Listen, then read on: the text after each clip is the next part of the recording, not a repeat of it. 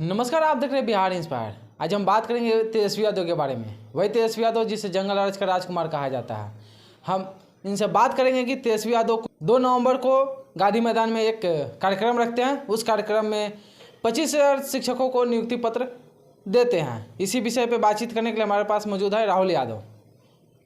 कैसे देख रहे हैं? देखिए, सबसे बड़ी बात कि ये बिहार के लिए सौभाग्य की बात है कि इतना बड़ा बहाली, इतना बड़ा वैकेंसी बहुत दिन बाद बिहार के लोगों को देखने को मिला। और इससे बड़ा बात बिहार के युवाओं के लिए क्या हो सकता है।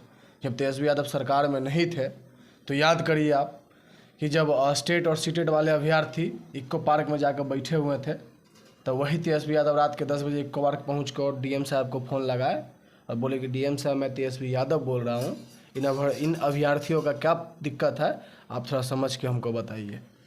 तेजस्वी यादव को बोला जाता है कि जंगल राज का राजकुमार, उस पर क्या आपकी प्रतिक्रिया रहेगी? देखिए, अब हमको तो लगता है कि ऐसा जंगल राज तो पूरे बिहारवासी चाहेंगे। इस जंगल राज में आपने क्या क्या देखा? अरे जब से महागठबंधन की सरकार आई है तब से तो मैं वैकेंसी ही देख रहा हूँ। मैं वैकेंसी पे वैकेंसी देख रहा हूँ। आप देख लीजिए ना, 1,70,000 उधर टीचर का हुआ, 1,10,000 इधर आ रहा है, 12,000 बीपीएससी वाला बीएसएससी वाले है, ये 1,200 दरोगा वाला है, और फिर 50,000 नवंबर 50,000 मार्च अप्रैल तक बिहार पुलिस वाला करवा लिया जाएगा। तो अब तो चारों तरफ वैकेंसी है यार। तो ऐसा जंगल राज को तो खुले दिल से स्वागत करना चाहिए। बीपीएससी का एग्ज़ाम लेते हैं बीपीएससी के थ्रू, उसके बाद शिक्षक नियुक्ति की जाती है। उसमें बोला जाता है विपक्ष के द्वारा कि बिहार वासियों को नहीं, पूरे भारतवासियों को जिस तरह से नीतीश कुमार देख रहे हैं तो बिहार के लोग कहाँ जाएंगे? यार देखिए, आप पहली बात देखो, जो लोग बोल रहे हैं वो डोमिसाइल नीति की बात कर रहे हैं।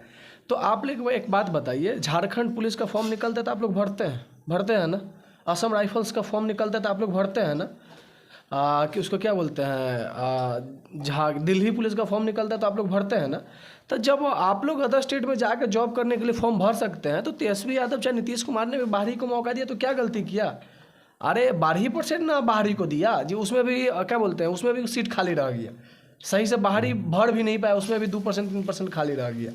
और प्लस में जो आप सीट आया था 50,125 सीट खाली बच गया।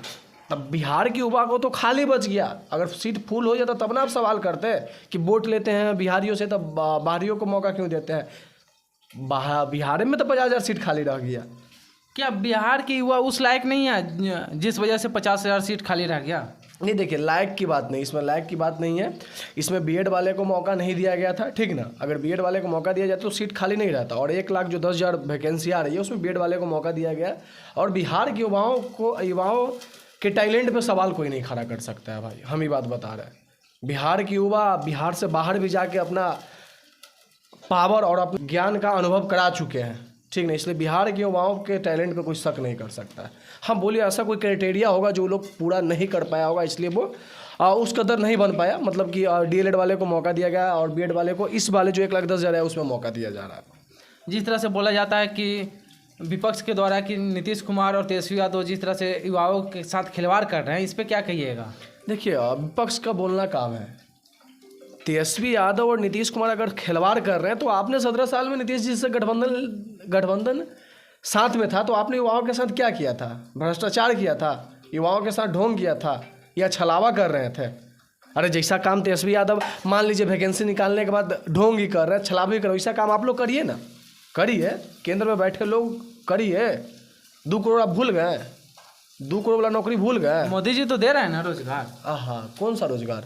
पकौड़ा तलने वाला? हाँ, तो पकौड़ा तलने वाला जिसको सही से बैट नहीं पकड़ने आता, उनका बेटा बीसीसीआई का अध्यक्ष बने और हम एमए बीसीए करके हम पकौड़ा तले, ये रोजगार चाहिए। ये भी तो रोजगार है ना। हाँ? अच्छा, तो सबसे पहले अपने बाल बच्चा को कराए ना। सबसे पहले अपन बाल बच्चा, अमित शाह जी अपन बाल बच्चा को कराए। जो विदेश में अपन बाल बच्चा को पढ़ाता है सबसे पहले उनसे पकौड़ा तलवाई, उसके बाद हम भी तलेंगे। तो मोदी जी का तो कोई बाले बच्चा नहीं है तो वो कहाँ से? अमित शाह का है ना, गृह मंत्री का बाल बच्चा है ना। है तो उनका बेटा को सही से बैट नहीं पकड़ने आता, वो बीसीसीआई का अध्यक्ष बनेगा और हम ग्रेजुएशन और बीसीए एमसीए करने के बाद हम पकौड़ा तले। आप छलावा कर रहे हैं, खिलवाड़ कर रहे हैं हम लोग के साथ। और उससे अच्छा क्या बोलते हैं, अमित शाह के बेटा से अच्छा क्रिकेट तो अपन तेजू भैया खेल लेते हैं यार। हमको तो बोलते कि एक मैच इन दोनों के बीच में भी करा देना चाहिए, उसके बाद पता चलेगा कि कौन अच्छा प्लेयर है। क्या लगता है कि बिहार का भविष्य बदल रहा है? बिल्कुल बदल रहा है यार। अब तेजस्वी यादव के नेतृत्व में। इससे बड़ा अब क्या चाहिए बताओ, इससे बड़ा बिहार के युवाओं को क्या चाहिए? जब सब बोल रहा था कल बिहार जंगल राज है, जंगल राज है, तो कल वही लोग गांधी मैदान में बोल रहा था कि तेज रफ्तार और तेजस्वी सरकार चाहिए। अब क्या चाहिए यार? वही बिहार के युवा तो कुछ दिन पहले पूछ रहे थे कि तेजस्वी यादव बोले थे 10 लाख युवाओं को रोजगार देंगे, तो क्या लगता है कि 10 लाख रोजगार पूरा कर पाएंगे तेजस्वी यादव जिस तरह से अभी प्रक्रिया चल रहा है?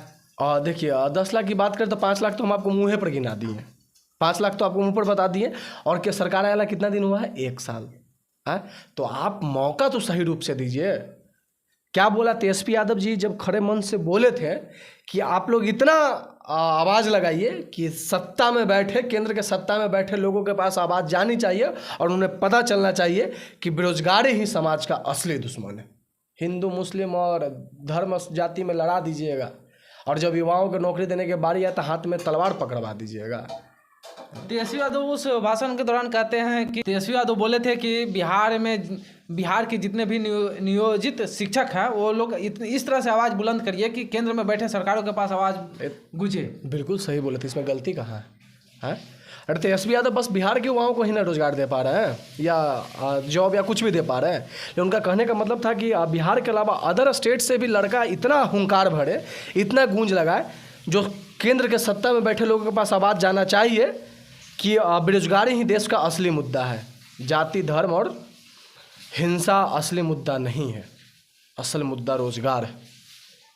तो आप देख रहे थे किस तरह से बीपीएससी में तेजस्वी यादव जिस तरह से बिहार में एक तरह से बदलाव की प्रक्रिया जारी किए हैं, बदलाव यानी कहे तो रोजगार देने का प्रक्रिया चालू किया है। इस पे क्या प्रतिक्रिया है, राहुल यादव की बातों से कितना सहमत है, आप अपना राय कमेंट में जरूर साझा कीजिएगा।